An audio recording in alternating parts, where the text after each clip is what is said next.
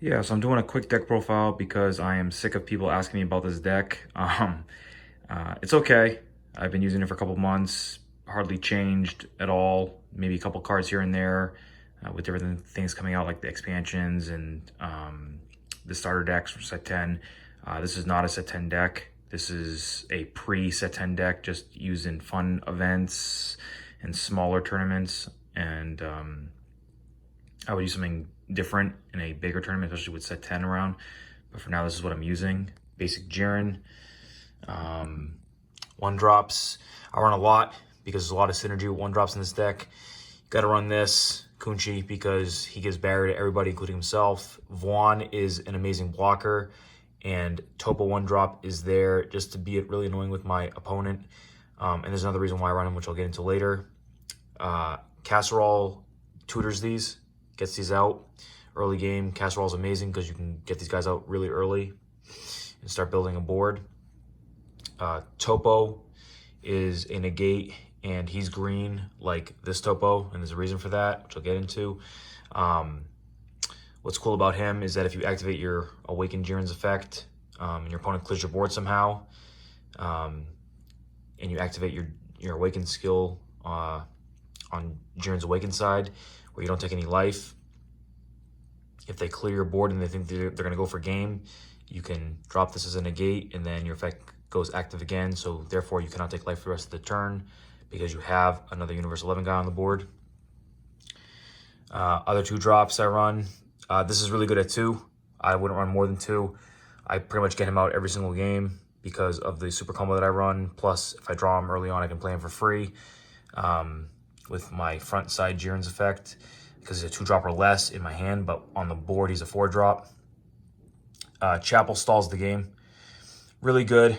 This deck you kind of want to stall, and it forces your opponent to get rid of this Iron Drake off the board because it's really annoying. And let them attack it. That's fine. Let them waste their resources trying to get rid of it. Otherwise, it's a great card overall. This Jiren TP promo is amazing as well because if they clear any of these guys off the board, even though they have barrier, for example, the Arrival Cooler can kill these guys because it ignores barrier. You can get them back with this. Again, a lot of this deck is about screwing with your opponent's head because if you guys, like, if they force, if they force you into doing things you don't want to do, or they try to, like if they clear your board and try to put pressure on you, little do they know that next turn I can get all my pieces back with cards like this and cards like that, and it frustrates them. This deck is overpowered at times depending on what you draw. Speaking of what you draw, you got to run these. If you don't have this card, it's going to get reprinted soon, and otherwise you can run the there's other cards that are yellow that cost 2 energy that can draw 2 cards, so you can run one of those. I run it because I want to keep a decent hand size. This deck runs very little, like, actual draw. You're going to have a small hand for most of the game, but that's fine because the board presence and the recursion is really good. I run this because the super combo can get it out, and I run 4 of the Juro super combo because he gets out any of my pieces that I want, which can be brought back with this, which can be brought back with 3-drop Jiren. I usually, with this super combo, I usually get this or this because this can be brought out with this Jiren and this is for draw power. I run 4 of the dual lands because why not? It's an amazing card. Pretty much alive every single game. 3-drop Jiren, this card is broken. When we were at the Las Vegas Day One Mac Unlimited event, which was like no ban list. Yeah, we were literally playing an event with no ban list. This card, I was running this Jiren deck similar to this. I was just running 4 of this card because this card is insanely good. The fact that your opponent can waste resources trying to kill your entire board, and then next turn you can drop this, get these guys back, and then drop this, get more guys back. It's so frustrating and overpowered at times, really, because you can, with this card alone, you play like these guys, and then you can swing out small bodies. It's almost like a mini version of Storm. You can swing out and chip them away and win. I was running Champa 3-drop. You probably can if you want to. I decided Hellfighter 17 is way better because Hellfighter 17 pretty much negates every single effect in the game except for put and play effects. So for example, if they drop Smoke Dragon Secret Rare on you, you can respond with this and they can't activate Smoke Dragon for a turn. If they drop Demigra Secret Rare, you can drop this, and Demigra is basically a blank 40k single strike. So that's why it's so good. He comes out for 2, and then on your turn, he's a 3-drop, so you can be used for Successor. 4-drop, I run 1 Belmod. I think it's a good 1-of. In some decks, it's amazing as more than a 1-of. I like it as a 1-of just because I don't think I would want to use more than 1. He comes into play here and there, just like this Unison card. I like running this as a 1-of for now.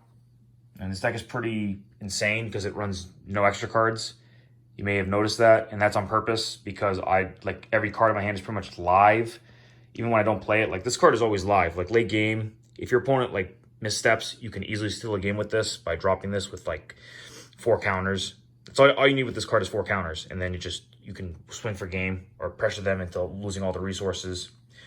That's why Brawl is important as well, because in combination with this Jiro, you can play this guy for his arrival cost. That's another reason why I run some green drops, like green, green, green, because if I don't have the super combo, I can combo any of my pieces and arrival him. So some turns, like there's some insane synergy that this deck has. For example, like let's say I have these 2 on the board. I can combo these on the board, arrival this, and then use this effect to get these 2 back. So it's pretty insane. That's why this card is so crazy, because this card is like almost like a super combo for free, because you can discard it, play 2 5k combo pieces, and then you can combo them to arrival.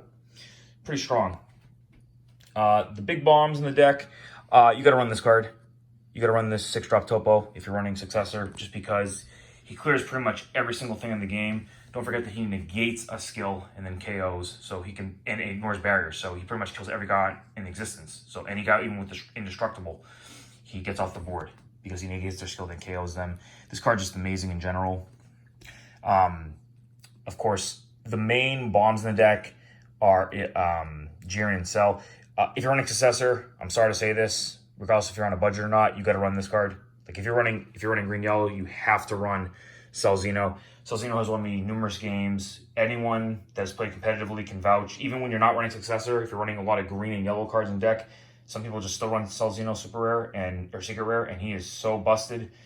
Steals games. He's just absolutely insane. The fact that there are games where I'll have this out, and then Successor costs using him as one of the pieces, and they discard 1 card, and then I discard 3 cards at random, and then I swing twice with Quad Strike. It's just insane. This card, I wasn't a fan of this card at first, because there was a lot of yellow when this deck first came around, but yellow has like gone to the side a little bit. Like people are getting more and more lazy, or so it seems, with yellow, even though yellow is still a broken element. And if your opponent's not running yellow, they don't really have an answer for this card right here. So like Surge Brawly doesn't really have an answer for this card. And then some decks like Black thinks that it has an answer for this, but don't forget, like if I drop this and they respond Deborah does not affect this. Pretty much the only cards that affect this are cards that affect battle cards before they are played, like Frost, Deadly Poison, and Crusher Ball, that you would play in window 1 before this comes out. A lot of crazy rulings. You can ask in the comments if you're unsure, but this card pretty much has hardly any answers. Your opponent can only block this pretty much. They cannot negate this attack. They cannot do anything fancy. All they can do is pretty much block, and they can't kill him during the combo step or anything like that. He stays on the board and he swings out. So if your opponent has no blockers and I drop this, it's pretty much game over. Same thing with this. And this is pretty much the deck. Very straightforward. I usually win on turn 5 or 6. You just chip. You can win multiple different ways. You always have live cards in hand for the most part. Fun deck. Has its flaws. Has trouble against Cooler because a lot of the cards ignore barrier. The Frieza Clan stuff, a lot of it ignores barrier. My sideboard is always changing. This is a troll card against the 1-drop red Frieza. I don't like that, so this, it's whatever. These have been in my sideboard since day 1. These against Green Brawly. Green Brawly BR, Baby, Ape, anything big and scary that can be killed, I side these in.